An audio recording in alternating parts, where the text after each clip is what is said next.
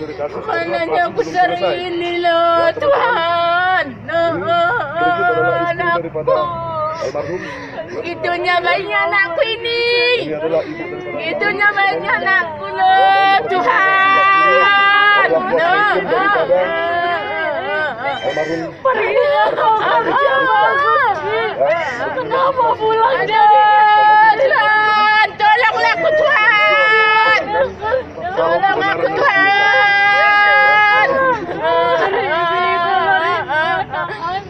Anakku ini loh. Boleh nanya Pak? Bapak boleh nanya? Mananya aku ini? Boleh nanya? Iya. Boleh nanya? Boleh bertanya? Nanti ya. Iya, nggak apa-apa. Sekarang aja kita ada waktu. Apakah ini keluarga daripada almarhum Arfan? Selamat sore buat kita semua. Horas. Mohon izin Pak Kapolres menjelaskan tentang barang bukti yang kami periksa di laboratorium forensik yang dikirimkan penyidik. Tadi sudah dijelaskan semua. Cuman yang saya hafal yang positif mengandung cyanida saja, karena tadi ada koper, ada helm, ada baju PDL. Jadi setelah kami melakukan pemeriksaan terhadap barang bukti yang dikirimkan oleh Satreskrim Polres Samosir ke laboratorium forensik berupa isi lambung yang diambil dari Rumah Sakit Bayangkara, itu dikirimkan ke kita melakukan pemeriksaan. Isi lambung tersebut positif mengandung natrium cyanida.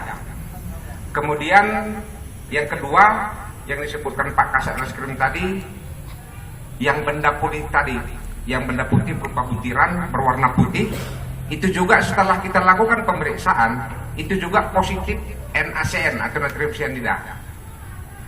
Kemudian terhadap botol Fanta yang ditemukan di TKP yang dikirimkan ke kita, isi daripada cairan yang dalam botol Fanta tadi, itu juga setelah kita lakukan pemeriksaan, itu positif mengandung cyanida. Kemudian selanjutnya mungkin udah banyak yang mengetahui efek daripada cyanida ini adalah sangat mematikan.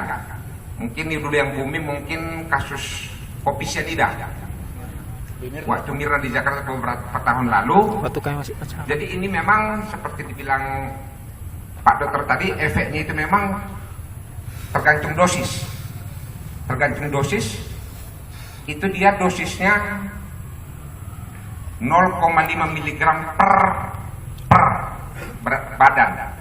Jadi misalnya kalau dia 100 kg kalikan 100, itu ya nggak sampai 2 menit udah kejang-kejang dan mungkin tidak sadarkan diri, seperti bilang Pak Dokter tadi. Efeknya itu dia seperti yang saya bilang tadi, dia mengikat di sel-sel itu, dia mengikat, jadi oksigen tidak terdistribusikan lagi ke otak. Seperti kita ketahui, efek kalau nggak bisa bernapas lagi, otomatis pertamanya lemas, lama-lama mati. Jadi untuk pemeriksaan barang bukti yang kami lakukan, yang 3 tadi positif NaCN. Jadi itu saja. Selanjutnya untuk kebetulan tim ahli digital forensik, kebetulan juga dari laboratorium forensik, kebetulan nggak bisa hadir, saya akan menjelaskan itu pada tanggal 3 Februari ada jejak di handphone beliau, di handphone yang dikirimkan ke laboratorium forensik.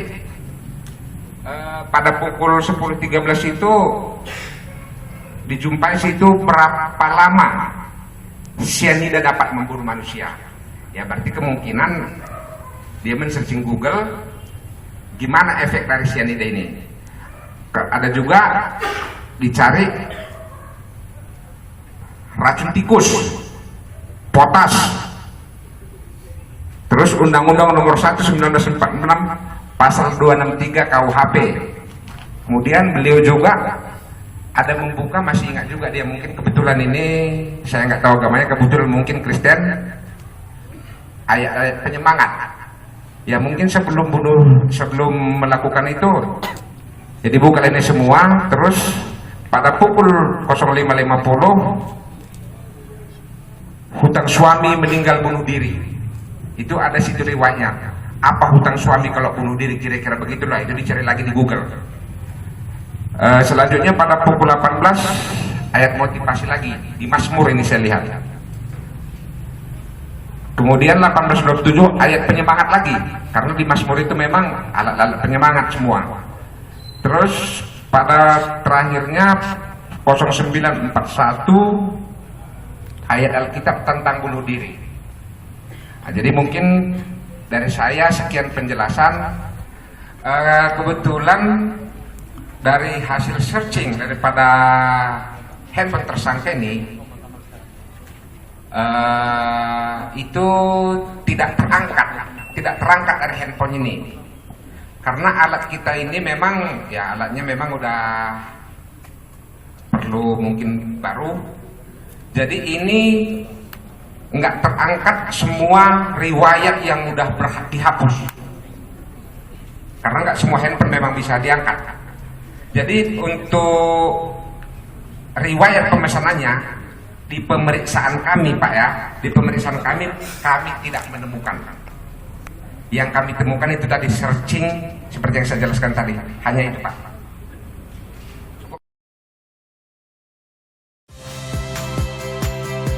Saya Friska Clarissa. Saksikan program-program Kompas TV melalui siaran digital, pay TV, dan media streaming lainnya. Kompas TV, independen, terpercaya.